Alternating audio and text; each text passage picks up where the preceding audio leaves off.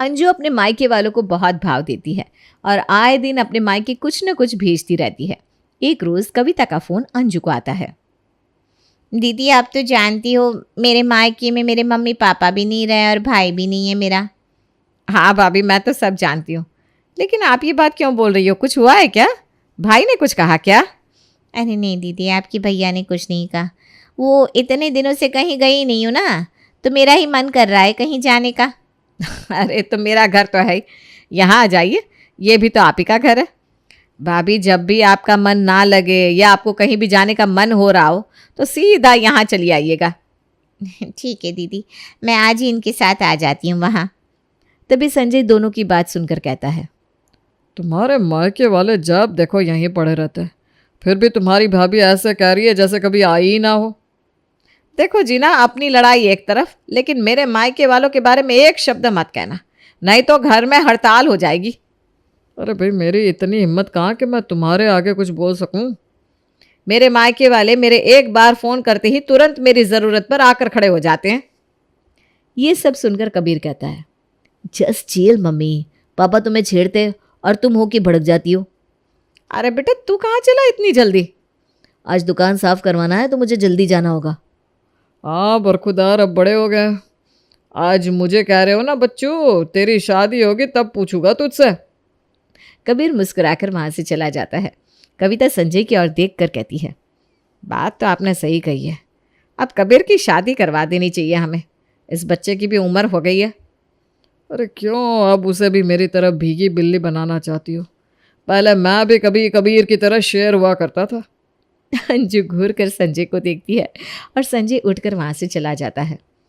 चलता हूँ मैं भी दुकान, कबीर अकेला क्या क्या करेगा। फिर अपनी भाभी के लिए अंजू खाना बनाने लगती है।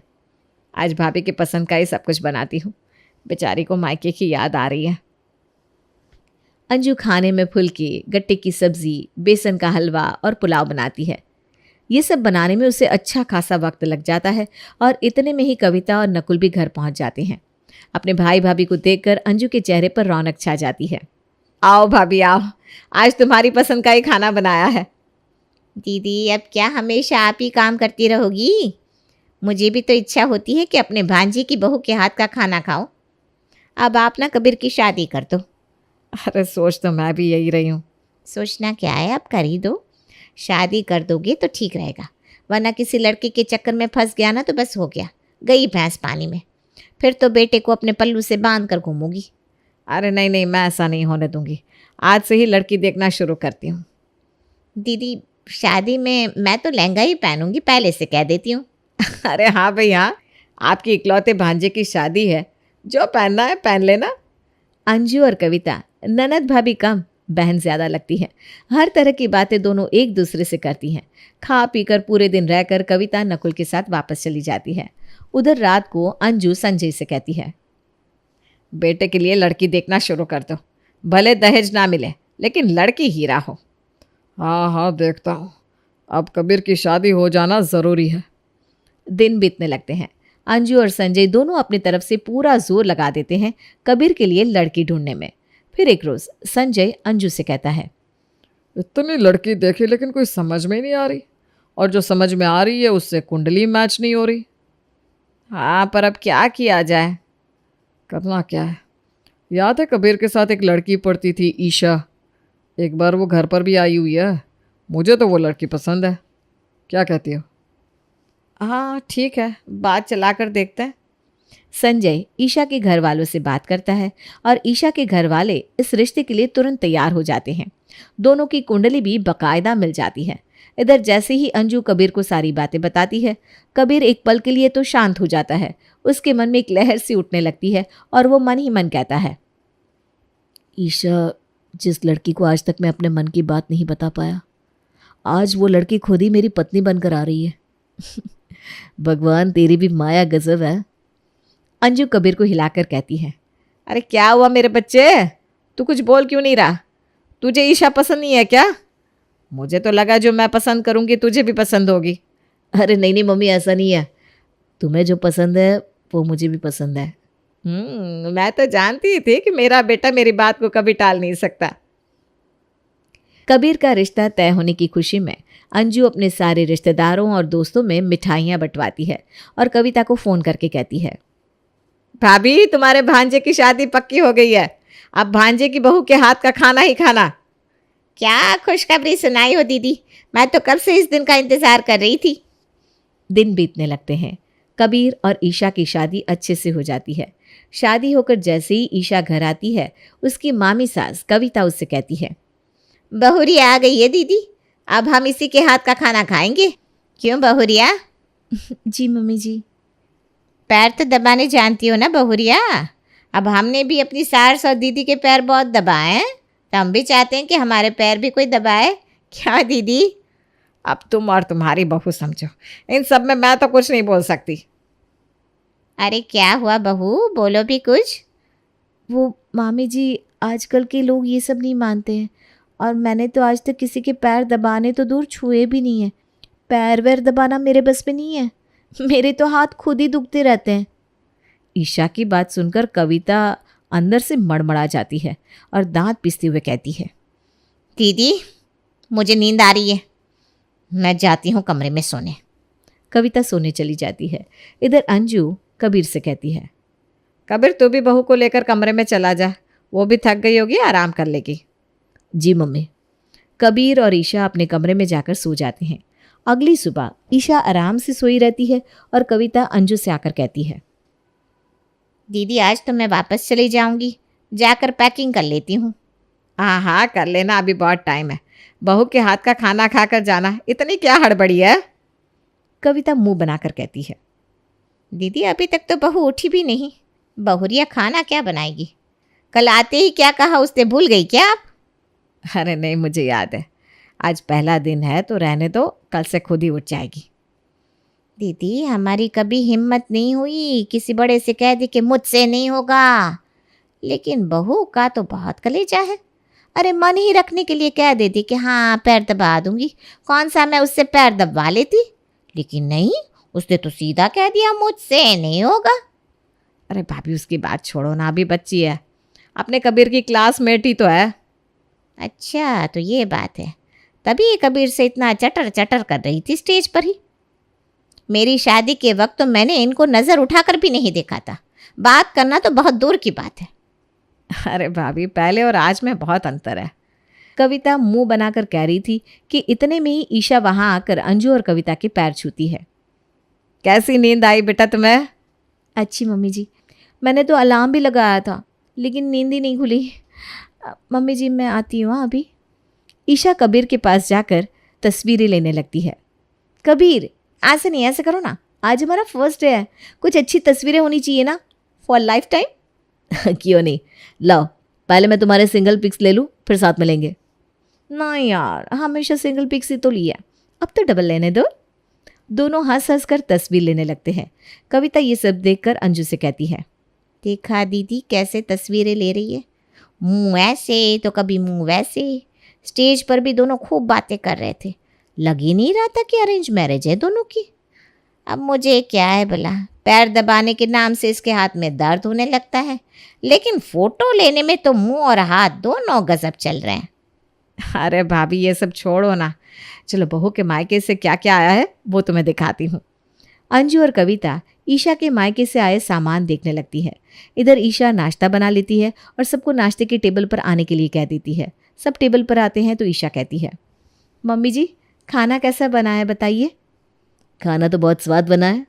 सच में, मैं ना बहुत थक गई हूँ खाना बनाने में, अब खाकर सीधा सो जाऊंगी। कविता ईशा का मुंह देखने लगती है और अपनी आंख की भुएं चढ़ाते हुए मन में कहती है, नाश्ता बनाने में महारानी थक गई, और मुझसे तो इसकी सास पूरी बारात का खाना बनवाती थी। मुझे क्या है, मैं कौन सा यहाँ रहने आई हूँ, अपने आप समझेगी दीदी।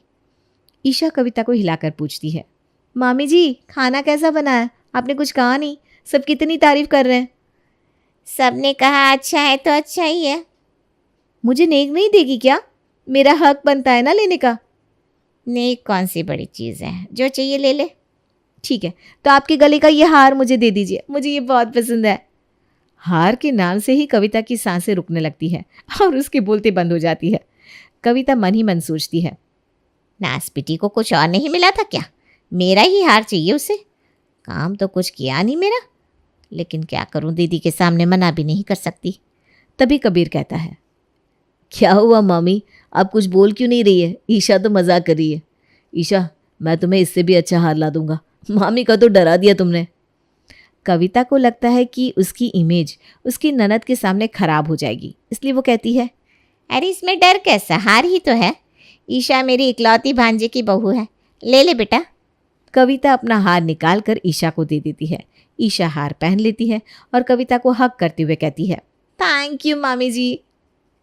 वो अंग्रेजी में क्या कहते हैं? Welcome welcome. अच्छा कबीर, मुझे स्टेशन छोड़ देना, मैं जाऊंगी अब। ठीक है मामी। कविता अपने घर वापस चली जाती है और पूरे रास्ते अपने हार को रोती रहती है। उसके मायके से क्या आया मेरे लिए? बस एक सस्ती वाली सी साड़ी। दिन बीतने लगते हैं। ईशा और अंजू की बॉन्डिंग बहुत अच्छी होने लगती है। अंजू ईशा को बहू नहीं, बेटी की तरह समझती है। एक रोज ईशा अंजू को फ़ोन चलाना सिखा रही थी, तब उसमें एक ऐड आती है, करवा चौथ स्पेशल। मम्मी जी, करवा चौथ आ रही है क्या? हाँ, आ तो रही है।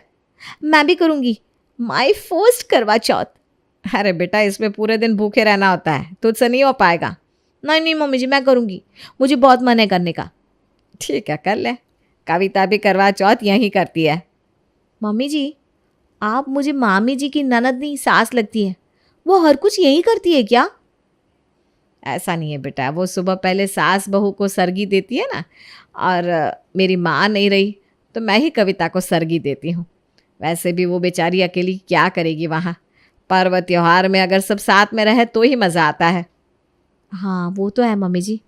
मैं अपने लिए नई साड़ी लूँगी। जो मन है ले लेना, तेरा पहला करवा चौथ जो है। ईशा करवा चौथ की अपनी शॉपिंग चालू कर देती है। दिन बीतने लगते हैं। इधर कविता करवा चौथ से ठीक 2 दिन पहले आ जाती है। उसी दिन ईशा पार्लर वाली को घर बुला लेती है। कविता पार्लर वाली को देखकर अंजू से कहती है, दीदी इसे आपने बुलाया है क्या? अरे नहीं भाभी, मैं कहाँ ये सब करती हूँ, बहू ने बुलाया है इसे, उसका पहला करवा चौथ है ना। बहू कर रही है क्या करवा चौथ? सब दिखावे के लिए, बाहर सबको दिखाना जो होगा, भूखी हूँ मैं, ये वो, सिंपत्ति कैसे लेगी? बस पैसा फूके जाना है कबीर का। अरे तुम क्यों अपना खून जलाती हो भाभी, आजकल का यही ट्रेंड है, जाने तो। तुम हाथ मुंह धोकर चाय पियो, अभी अभी तो आई हो। कविता की नज़रें ईशा पर ही लगी रहती है। ईशा अपने बाल हाईलाइट करवा लेती है। अगले दिन अंजू ईशा से कहती है, ईशा कल सुबह 4 बजे उठकर सरगी खा लेना और रात को जल्दी सो जाना बेटा। मम्मी जी, रात को मैं मेहंदी लगवाने जा रही हूँ। अच्छा ठीक है, लगवा लेना। ईशा उठकर वहाँ से चली जाती है। फिर थोड़ी देर बाद कविता अंजू से कहती है, दीदी याद है, हम तो खुद कूपी लाकर मेहंदी अपने आप लगा लेते थे, अभी 500 रुपये लग जाएंगे। पति का पैसा बस आग लगाना है। व्रत के नाम से इसकी हवाएं उड़ जाती है, मेरे यहाँ दर्द है, मेरे वहाँ दर्द है, और आज लोगों को दिखाने के लिए इतने ड्रामे कर रही है। शादी में इसे इतनी महंगी चूड़ियाँ दी, लेकिन मजाल है कि पहन ले, हाथ में बस एक कड़ा रहता है। अपने लिए इतना कुछ खरीद कर आई दीदी करवा चौथ के नाम पर, लेकिन आपको क्या दिया? कुछ नहीं। वैसे नियम से तो मुझे भी देना चाहिए। ठीक है, मुझे नहीं दिया तो क्या हुआ, आपको ही दे देती। मुझे तो शादी में भी एक सस्ती वाली सी साड़ी दे दी। दीदी नखरे बहुत है इसके। जाने दो ना भाभी, उसने नहीं दिया तो मैं दे दूंगी, तुम क्यों अपना मूड खराब करती हो? तुम भी जाकर मेहंदी लगवा लो, पैसे मैं दे दूंगी। अरे नहीं नहीं दीदी, मुझे क्या है, बहू जो करे। अगले दिन कविता सरगी के लिए सुबह 4 बजे ही उठ जाती है। ईशा सोई रह जाती है। अंजू ईशा के कमरे में जाकर उसे उठाकर सरगी देती है। मम्मी जी, वो रात को बहुत देर से सोई थी तो लेट हो गया, मैं सरगी खाकर सो जाऊंगी। हाँ हाँ, सो जाना बहू। कबीर ईशा के आगे पीछे करने लगता है। खा पीकर ईशा सो जाती है और सुबह देर तक सोई रहती है। कबीर सारे काम खुद ही करता है। ये सब देखकर कविता कहती है, दीदी देखा आपने, कबीर जोरू का गुलाम बन गया है, सुबह से बहू के आगे पीछे कर रहा है। और वो महारानी के ड्रामे तो देखो, अभी उठे 2 घंटे हुए नहीं कि उसके माथे में दर्द होने लगा और कबीर कभी बाम तो कभी दवाई दे रहा है उसे। आज तक उसने पानी गर्म नहीं किया और आज बहू के लिए चाय बना रहा है। अच्छा है ना भाभी, कम से कम इसी बहाने कुछ तो सीखेगा। दीदी 10 बार चाय पी लेंगे, काजू खा लेंगे तो काहे का व्रत। आजकल की बहुएं पति को गुलाम और सास ससुर को नौकर समझती हैं। शाम में ठीक 4 घंटा तक तैयार होती रहेगी, तब उसका सर दर्द खत्म होगा। तभी संजय वहां आकर कहता है, आज के ज़माने में हमारी बहू हीरा है, हीरा। कविता उठकर वहां से चली जाती है और शाम होते ही पार्लर वाली आ जाती है। पार्लर वाली को देखते ही कविता कहती है, लो अब पूरा अपने पति को लुटवा कर मानेगी। फिर से बुलवा ली पार्लर वाली। अभी तक कम खर्च किए हैं कि और बाकी रह गया था ये। बहू ने कहा तो नहीं कुछ मुझे कि पार्लर वाली आएगी। दीदी आज ये नहीं बताया, कल और कुछ नहीं बताएगी। अंजू उसी वक्त उठकर ईशा के पास जाने को होती है।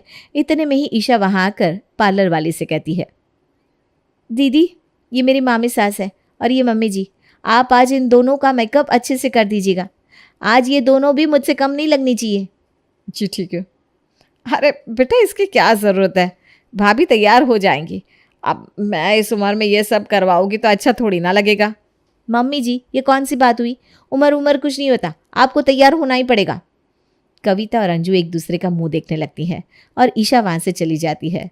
पार्लर वाली दोनों को तैयार करने लगती है। तब अंजू कहती है, देखा भाभी, मेरी बहू हमें काम वाली नहीं समझती और ना ही अपने पति को गुलाम। अंजू और कविता दोनों तैयार हो जाती हैं। इतने में ही चांद उग जाता है और सब आवाज़ देने लगते हैं, चांद आ गया, चांद आ गया। जैसे ही अंजू और कविता कमरे से निकल कर आती हैं तो कबीर कहता है, असली चांद तो अभी आया है। सही कहा भांजे। तीनों कविता, अंजू और ईशा चांद की पूजा कर अपना व्रत खोलती है। अगली सुबह कविता उठकर अपने जाने की तैयारी करने लगती है। तभी ईशा वहां आकर एक साड़ी कविता को देते हुए कहती है, मामी जी ये आपके लिए, मैंने मम्मी जी के लिए भी एक ऐसा सेम लिया है। बहू मुझे माफ़ कर दे बहू, तू बहुत अच्छी है। मैंने तेरे लिए कैसा कैसा सोचा और तूने मेरे लिए इतना सोचा। पूरी ज़िंदगी में मैं पार्लर से कभी तैयार नहीं हुई। मामी जी, बहू नए ज़माने की हो या पुराने ज़माने की, लेकिन सबको मानने वाली हो तेरे जैसी। क्यों दीदी? कविता नकुल के साथ अपने घर चली जाती है और इधर अंजू ईशा को गले लगा लेती है।